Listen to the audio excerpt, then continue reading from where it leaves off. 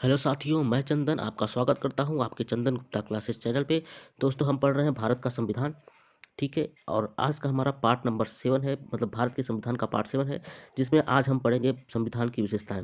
संविधान की विशेषताएं का ये क्लास नंबर 1 है। ठीक है, और ये साथियों यूपी पीसीएस, यूपी लेखपाल, यूपी पुलिस या किसी भी वनडे एग्जाम में दोस्तों यहाँ से आपको क्वेश्चन देखने को मिलेंगे।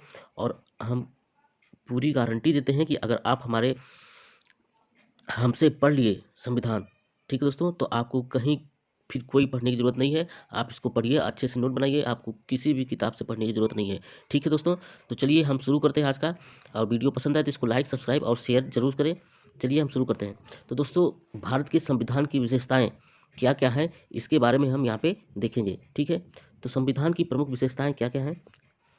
संविधान की प्रमुख विशेषताएँ क्या-क्या हैं? ठीक है, तो भारतीय संविधान तत्व और मूल भावना की दृष्टि से एकदम अलग है। ठीक है, मतलब भारतीय संविधान जो है वो तत्व और मूल भावना की दृष्टि से अलग है। हालांकि इसके कई तत्व विश्व के विभिन्न संविधान से उधार लिए गए हैं। ठीक है दोस्तों, मतलब हमारा जो संविधान बना है ये विश्व के कई देशों के संविधान से लिया गया है, मतलब उनसे उनके कुछ कानून हमारे संविधान के कानून में अपनाए गए हैं। ठीक है, भारतीय संविधान के कई ऐसे तत्व हैं जो अन्य देशों के संविधान से लिए गए हैं और अन्य देशों के संविधान से अलग पहचान प्रदान करते हैं। ठीक है, मतलब हमारा संविधान एकदम तत्व और मूल भावना की दृष्टि से एकदम अलग है। ठीक है, इसके कई तत्व विश्व के विभिन्न संविधान से उधार लिए गए हैं, लेकिन फिर भी अन्य देशों के संविधान से हमारे देश के संविधान को अलग पहचान प्रदान करते हैं। ठीक है, ये दोस्तों एकदम लो लेवल से चल रहे हैं। ठीक है, एकदम लो लेवल से हाई लेवल तक। और यहाँ पे क्वेश्चन कहाँ कहाँ कैसे कैसे पूछे जाते हैं हम उसको भी बताएंगे आपको।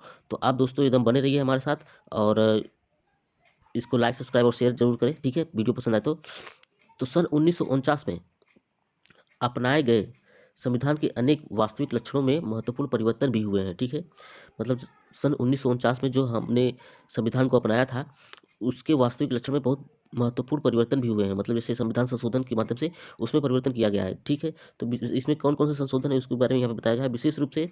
सातवें, ठीक है, सातवें, 42वें, 44वें, 73वें, 74वें और 97वें और 101वें संशोधन। ठीक है, 101वें संशोधन में इतने संशोधन अभी हो चुके हैं हमारे संविधान में। ठीक है, और संविधान में कई ऐसे बड़े परिवर्तन करने वाले, मतलब सबसे ज़्यादा परिवर्तन कौन से संविधान में हुआ है? 42वें संविधान संशोधन के अंतर्गत सबसे ज़्यादा संशोधन हुए हैं। ठीक है, अधिनियम को 1976 का मिनी कॉन्स्टिट्यूशन भी कहा जाता है। मतलब 42वें संविधान संशोधन 1976 को मिनी कॉन्स्टिट्यूशन भी कहा जाता है। क्यों? क्योंकि इसमें मतलब जितने भी संशोधन हुए हैं 7वें से लेकर 101वें संशोधन तक, इन सब में दोस्तों 42वां संविधान संशोधन सबसे ज़्यादा, मतलब सबसे ज़्यादा उसमें संशोधन किया गया था। ठीक है, नेक्स्ट पे चलते हैं।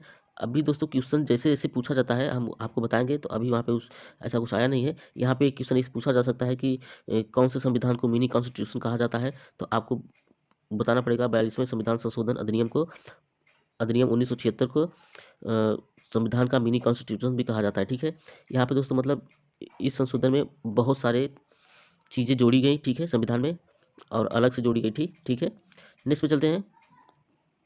संविधान के वर्तमान रूप में इसकी विशेषताएं निम्नलिखित हैं। ठीक है दोस्तों, अब यहाँ से क्वेश्चन पूछा जाता है कि हमारा जो संविधान है वो कैसा है। ठीक है, तो हमारा संविधान सबसे लंबा, विश्व में सबसे लंबा और लिखित संविधान है। ठीक है दोस्तों, विश्व में सबसे लंबा, यहाँ पे क्वेश्चन पूछा जाता है कि हमारा संविधान कैसा है, तो हमारा संविधान विश्व में सबसे लंबा लिखित संविधान है। ठीक है, आपको क्वेश्चन यहाँ से डायरेक्ट यही पूछा जाएगा। ठीक है, तो अब उसके बारे में क्या क्या है उसको हम देख लेते हैं, आपको बता देते हैं। इसको पूरा विस्तार विस्तार से बताते हैं, लेकिन क्वेश्चन यही पूछा जाएगा कि हमारा संविधान कैसा है, तो सबसे लंबा और लिखित संविधान है। ठीक है, और इसके बारे में हम थोड़ा विस्तार से जान लेते हैं। संविधान को संविधान को दो वर्गों में विभाजित किया जाता है। ठीक है, लिखित जैसे अमेरिका का संविधान, ठीक है, और अलिखित जैसे ब्रिटेन का संविधान। यहाँ पे क्वेश्चन दोस्तों एक और बनता है कि अमेरिका का संविधान कैसा है, तो आपको बताना पड़ेगा लिखित संविधान है। वहीं ब्रिटेन का संविधान अलिखित है, मतलब उसको लिखा नहीं गया है, उसका कोई संविधान की कोई किताब उसके पास नहीं है ब्रिटेन के पास। ठीक है, और अमेरिका के पास लिखित संविधान है, मतलब उसका भी लिखा हुआ, जैसे भारत का लिखा लिखित संविधान है वैसे अमेरिका का भी लिखित संविधान है। ठीक है, और अमेरिका का संविधान दोस्तों विश्व का सबसे छोटा संविधान भी कहलाता है। ठीक है, विश्व का सबसे छोटा संविधान, जिसमें तो भारत का संविधान विश्व का सबसे लंबा और लिखित संविधान है। ठीक है, यह बहुत बृहद बृहद और समग्र विस्तृत दस्तावेज है। ठीक है, भारत का संविधान विश्व का सबसे लंबा लिखित संविधान है। यह बहुत बृहद, मतलब इसमें बहुत बहुत ज़्यादा चीज़ें और विस्तृत दस्तावेज है। ठीक है दोस्तों, 1949 की मूल संविधान में, मतलब जैसे हमारा जो मूल संविधान था 1949 को, जो 26 नवंबर 1949 को हमने अपनाया था, ठीक है, 26 नवंबर, उसमें क्या था, 395 अनुच्छेद थे, जिसको 22 भागों में बांटा गया था, ठीक है, और 8 अनुसूचियां थी। अब वर्तमान क्वेश्चन पूछा जाता है दोस्तों, कि क्वेश्चन ये पूछा जाता है कि वर्तमान में भारत के संविधान में क्या क्या है, ठीक है। तो वर्तमान में आप मूल संविधान और वर्तमान दोनों पूछा जाता है कि 26 नवंबर 1949 को अपनाए गए संविधान में क्या क्या चीज़ें थी, तो इसको हमने पहले बता चुका है। 1950 में अनुच्छेद थे, जिसको 22 भागों में बांटा गया था, और 8 अनुसूचियां थी, ठीक है। अब वर्तमान में पूछा जाता है कि वर्तमान में इसमें एक प्रस्तावना है, ठीक है। वर्तमान में पूछा जाता है कि इसमें क्या क्या है, तो आप इसको यहाँ से ध्यान रखेंगे कि वर्तमान में भारतीय संविधान में 470 अनुच्छेद हैं, ठीक है, जिसको 25 भागों में बांटा गया है, और 12 अनुसूचियां हैं, ठीक है। विश्व के किसी अन्य संविधान में इतने अनुच्छेद और अनुसूचियां नहीं है, ठीक है। विश्व के, मतलब इतना बड़ा संविधान है कि मतलब विश्व के किसी भी संविधान में इतने ज़्यादा अनुच्छेद और अनुसूचियां नहीं है, ठीक है दोस्तों। तो आप यहाँ से ध्यान रखेंगे कि वर्तमान में क्या क्या भारत में है। 470 अनुच्छेद है, जिसको 25 भागों में बांटा गया है, और 12 अनुसूचियां हैं, ठीक है दोस्तों, 12 अनुसूचियां हैं, ध्यान रखेंगे इसको। अब भारत के संविधान को विस्तृत बनाने के पीछे निम्न कारण है, ठीक है। भारत का संविधान इतना विस्तृत क्यों है, तो उसका निम्न कारण कुछ यहाँ पे बताया गया है, जिसको आप ध्यान में रखेंगे। भौगोलिक कारण, भारत का विस्तार और विविधता, ठीक है। मतलब भौगोलिक कारण, भारत में हर राज्य में अलग अलग भौगोलिक कारण पाए जाते हैं, ठीक है। भारत का विस्तार काफ़ी है, और इसकी विविधता भी है, ठीक है। मतलब भाषा के आधार पर ले ले, किसी भी आधार पर ले ले, तो इसकी विविधता भी आ जाती है, ठीक है दोस्तों। तो इस कारण से भारत का संविधान विस्तृत हो गया है, ठीक है। और इसका ऐतिहासिक कारण क्या हो सकता है, कि इसके उदाहरण के रूप में भारत शासन अधिनियम 1935 के प्रभाव को देखा जा सकता है, ठीक है। यह अधिनियम बहुत ही विस्तृत था। मतलब ऐतिहासिक कारण में 1935 के प्रभाव को देखा जाता है, भारत शासन अधिनियम 1935 के प्रभाव को देखा जाता है। और तीसरा कारण क्या हो सकता है, संविधान सभा में कानून विशेषज्ञों का प्रभुत्व था, ठीक है। मतलब संविधान सभा में, अब जैसे आप दो तीन लोगों का नाम बता देता हूँ, जैसे जवाहरलाल नेहरू थे, ये भी एक वकील थे, ठीक है। डॉक्टर राजेंद्र प्रसाद जो संविधान सभा के अध्यक्ष बने थे, अस्थायी अध्यक्ष बने थे, वो भी दोस्तों वकील ही थे। भीमराव अम्बेडकर, वो भी वकील थे। और भी दोस्तों ऐसे कई लोग हैं जो वकील थे, मतलब वकील वकील बोले तो कानून विशेषज्ञ थे, ठीक है। तो ये संविधान सभा के में कानून विशेषज्ञों का प्रभुत्व होना, ये संविधान के विस्तार का, विस्तृत बनने का कारण, ऐसा लोग मानते हैं। मतलब संविधान के विशेषज्ञ जो है वो मानते हैं ऐसा, ठीक है। और चौथा है, संविधान में मौलिक सिद्धांत के साथ विस्तृत रूप से प्रशासनिक प्रावधान का होना, ठीक है। मतलब इसमें मौलिक सिद्धांत, फिर उसके बाद प्रशासनिक प्रावधान भी होना, ठीक है। दोस्तों, भारत का संविधान विभिन्न स्रोतों से लिया गया है, ठीक है। पहला हमने पढ़ा,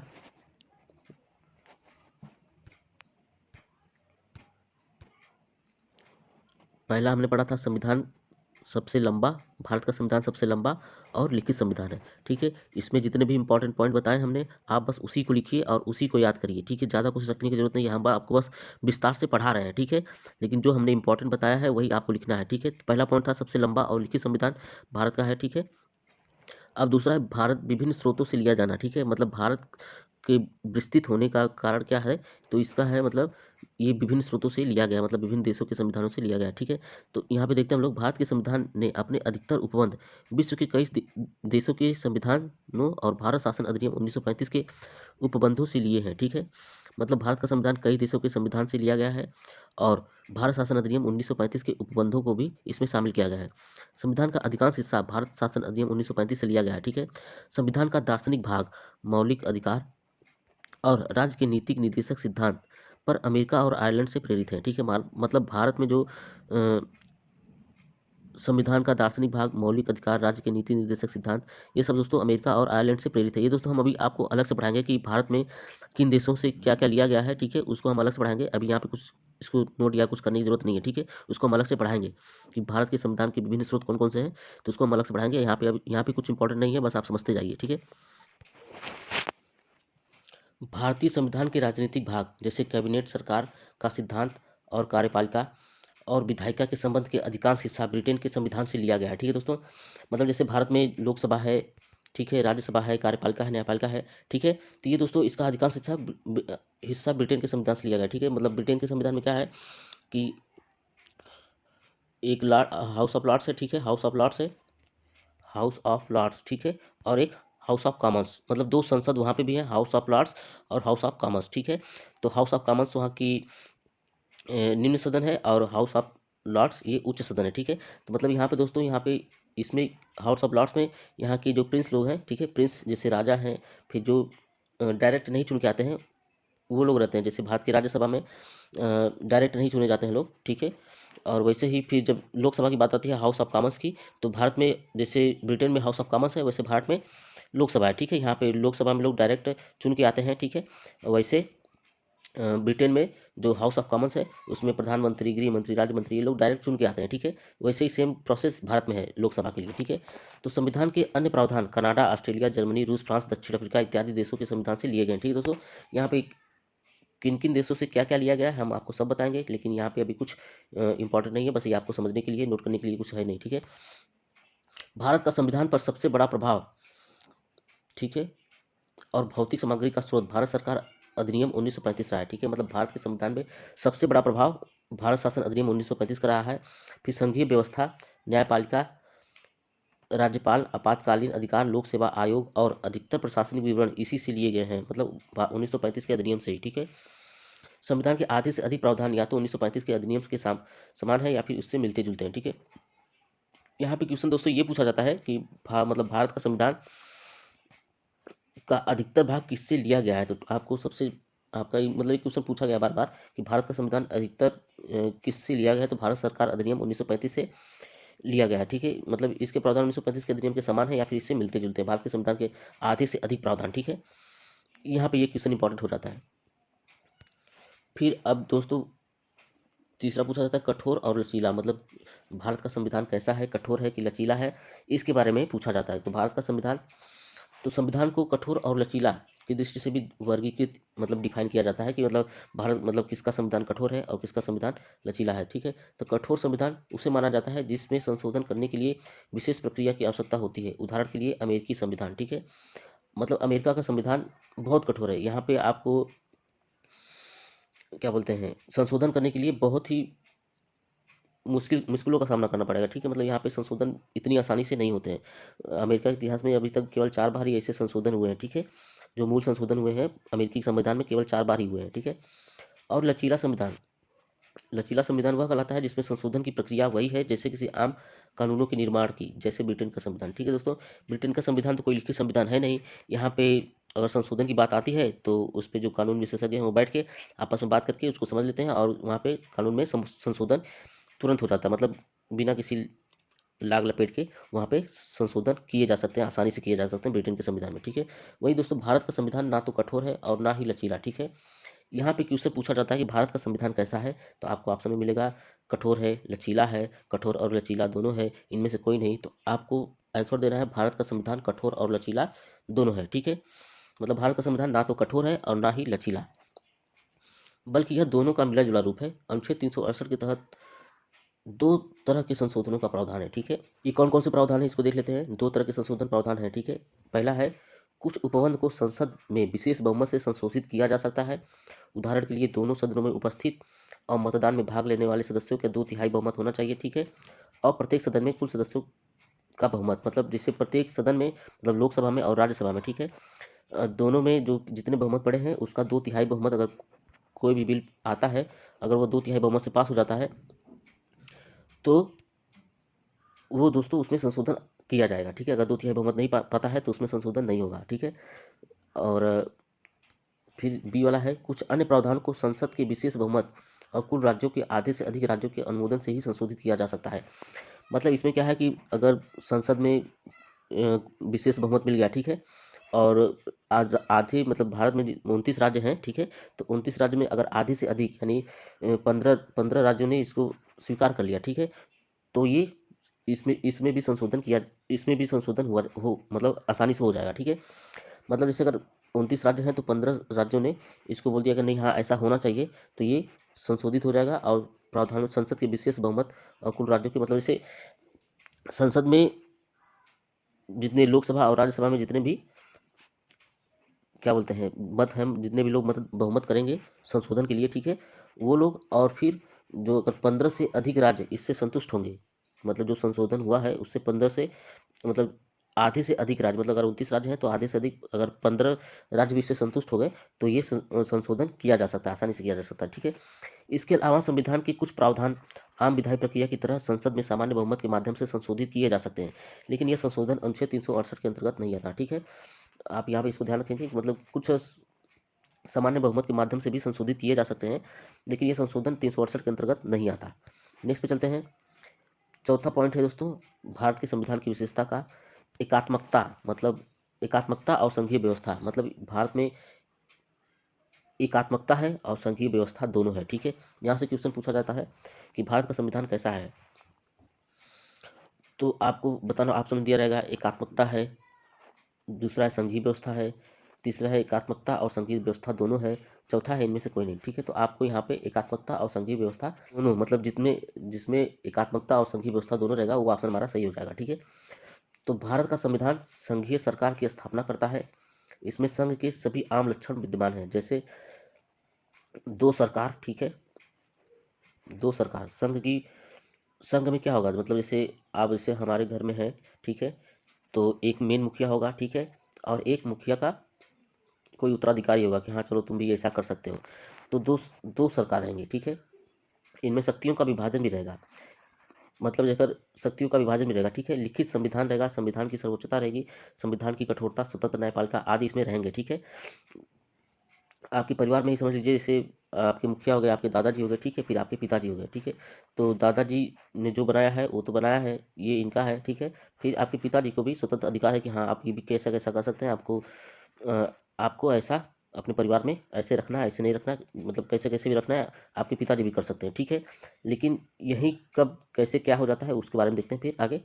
इसके अलावा भारतीय संविधान में बड़ी संख्या में एकात्मकता एकात्मकता और गैर संघीय लक्षण भी विद्यमान है। ठीक है, मतलब जैसे अभी तो आपके दादाजी थे और पिताजी थे। ठीक है, तो दादाजी भी कानून बना सकते थे, पिताजी भी बना सकते थे, पिताजी के पास कानून मान्य होता था और दादाजी का भी मान्य होता था। लेकिन अब इन दोनों के टक्कर में किसका माना जाएगा, तो यहाँ पे एकात्मकता और गैर संघीय लक्षण भी विद्यमान है। ठीक है, मतलब अब आपके पिताजी बाइकआउट हो जाएंगे, अब आपके दादाजी का जितने भी कानून है वो मान्य होंगे। जैसे एक सशक्त केंद्र, मतलब दादाजी हैं आपके तो एक सशक्त केंद्र हो गया। ठीक है, एक संविधान, अब इन्होंने जो संविधान बनाया है वही लागू होगा। ठीक है, नागरिकता, संविधान का लचीलापन, एकीकृत न्यायपालिका केंद्र और राज्यपाल की नियुक्ति। ठीक है, मतलब जैसे बाकी परिवार के और लोग हैं, ठीक है, तो ये राज्यपाल, आपके पिताजी समझ लीजिए एक तरीके से राज्यपाल थे। ठीक है, तो ये भी मतलब कानून बना सकते थे। अब जैसे एक राज्यपाल की नियुक्ति होगी, ठीक है, अखिल भारतीय सेवाएं, आपातकालीन प्रावधान इत्यादि। ठीक है, तो आप इसको अपने परिवार के हिसाब से समझ सकते हैं। ठीक है, नेक्स्ट पे चलते हैं। फिर भी संविधान में कहीं भी संघीय शब्द का इस्तेमाल नहीं किया गया है। ठीक है, दूसरी ओर अनुच्छेद 1 में भारत का उल्लेख राज्यों के संघ के रूप में किया गया है। ठीक है, आप यहाँ से समझेंगे, भारत के संविधान में कहीं भी संघीय शब्द का उल्लेख नहीं है, ठीक है, लेकिन उसके बावजूद अनुच्छेद 1 में भारत का उल्लेख राज्यों के संघ के रूप में किया गया है। इसके दो अभिप्राय हैं, क्या क्या है कि पहला, भारतीय संघ राज्यों के बीच किसी समझौते का निष्कर्ष नहीं है। ठीक है, मतलब जो भारतीय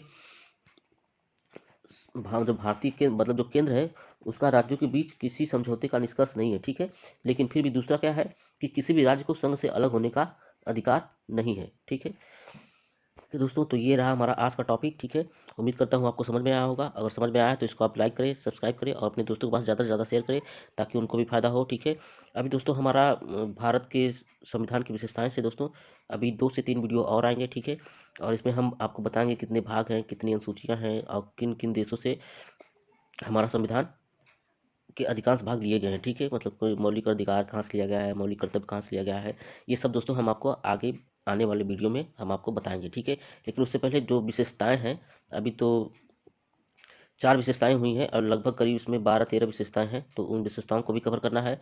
फिर उसके बाद बताना है कि अनुसूचियाँ कितनी थी, भाग कितने थे। ठीक है, तो अभी दोस्तों करीब करीब 4-5 वीडियो आएंगे संविधान की प्रमुख विशेषताओं से। ठीक है, तो दोस्तों आप एकदम लो लेवल से पढ़ रहे हैं। ठीक है, वीडियो अगर आपको पसंद है तो इसको ज़्यादा से ज़्यादा शेयर करें, सब्सक्राइब करें।